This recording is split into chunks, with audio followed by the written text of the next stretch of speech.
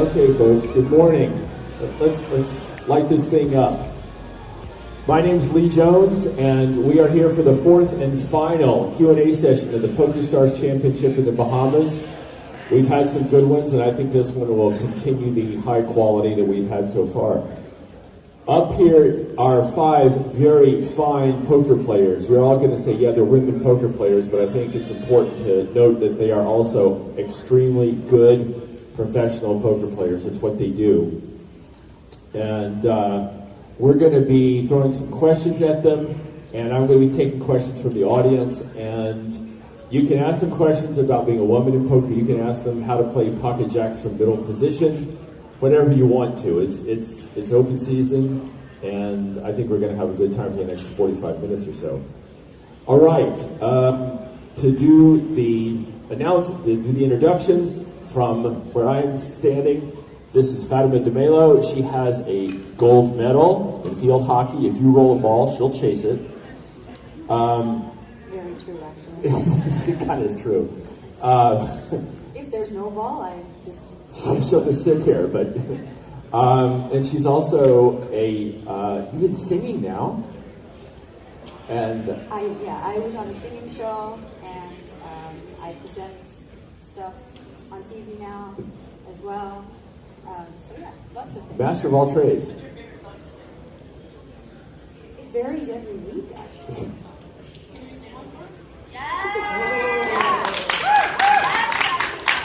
So the American way, I just applaud it and expect people to just... There's no ball, Vanessa. There's no ball for me to chase. Remember that. No ball. Maybe later.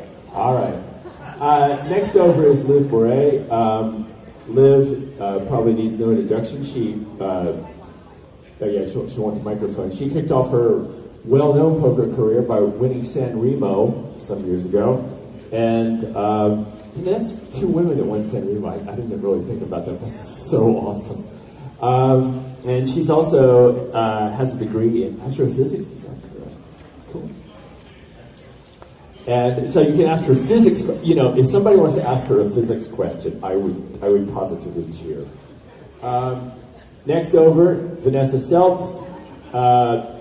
Probably I'm going to say it. I'm really sorry. The winningest woman player in the poker business. A couple of NAPT titles, high roller here, and just like crushing tournament poker for the past few years. Celina is very well known to the streaming community in Asia and has all kinds of followers on Twitch, and is a member of PokerStars Team Pro, as are all of these ladies except Maria Ho, who we're going to get to on the end. And Maria is extremely well known in poker circles. She is the captain of the Los Angeles team in the GPL Sunset. There we go, got it in one.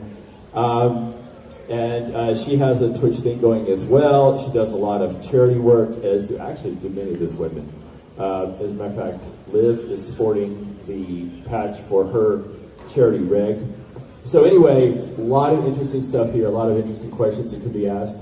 And I'm just going to throw it out to the audience first to see if anybody has any questions. You've been burning desire to get answered immediately. If you don't, I've got something to ask myself. Okay, let me ask this. How many, don't everybody ask it once. How many of y'all are playing the ladies event today? Show of hands. Go ahead, hold your hand all the way up there. Okay, anybody playing your first poker tournament live today? All right. I will start, it's a woman question, I'm sorry.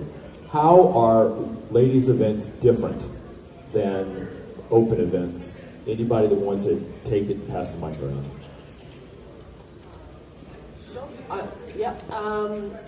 I guess the first thing, the most noticeable thing to me is the warmth and the friendliness in a ladies' event. They're just incredibly enjoyable because everybody, I mean not everybody, but most players, far more than in a standard open tournament, takes the time to get to know one another, to talk to each other, and it's just a very fun, enjoyable social environment, as well as being a fun, challenging poker tournament. So you sort of get best of both worlds, which sometimes open events don't give you.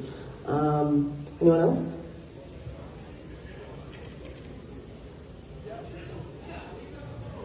I've actually had a lot of struggle with ladies tournaments. I think I might have played my first 8 without cashing, and it was a real adjustment for me to have to make playing against females in the field compared to male. I think the biggest adjustment I had to make was, I guess, the hand ranges that the female players play maybe were quite different. I think there was hands where I just checked core the whole way with pocket kings, thinking I was way ahead, and she had pocket aces. And it was just one of those spots where, I just felt like I was really not sure where I was at in the hand, and that happens a lot in female tournaments for me. And since I made the adjustment a little bit more, being, I guess, less aggressive, I've actually done well, and I've cashed in both the ladies tournaments I've entered in last year. So yeah, I mean, like for me, I think that's the biggest adjustments I had to make.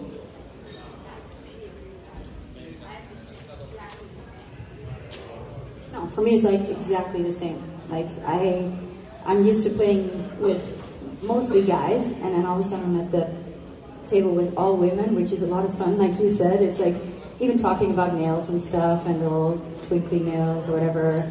Well, anything. It's just more about like feminine stuff that's being discussed instead of maybe sports betting or whatever.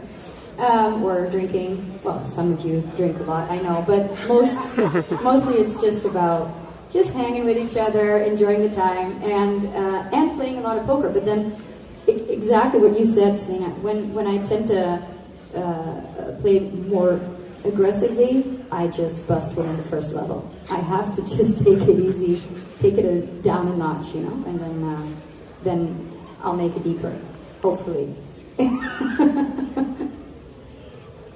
Yeah, I think that's a really interesting point because, I often think about poker in terms of kind of phases and cycles and trends that exist within the game. And I've been playing ladies tournaments now for, a long time, I guess 10 years, 11 years, and really seen just a complete cycle in terms of the way that people are playing. And it's no surprise that I think being a little bit more passive now and letting women, especially in women's tournaments, play more aggressively makes sense as a strategy. It's because like we saw here today, most women playing ladies event, it's not their first rodeo. They've played in the open events, they know what to do, and when they go to those open events, they've realized over the years that I think women get a lot more credit when they're playing with the men. They're able to bluff kind of relentlessly. By the way, if you're a woman in an open tournament, like bluff relentlessly, like men still don't understand that women know how to bluff. And so over the last few years, I think that women have become so much more aggressive because they've realized, okay, this is going to work. And it's funny because, like, it used to be in 2006, I remember, I think it was, or 2007, I final tabled the World Series women's event, and it was like just basically everybody played as straightforward as possible. And now it's like just completely changed, where it's the most unrelenting aggression you've ever seen. I mean, I can't even, that's why you're like, what do you do in a ladies' tournament? I'm like, I have no idea anymore. It's just changed so much. But I really think that it's because of the way that people are adapting to the open tournaments, and you see that those strategies, how they play out in women's tournaments. Whenever you are feeling oh so lonely, try to leave your fears behind.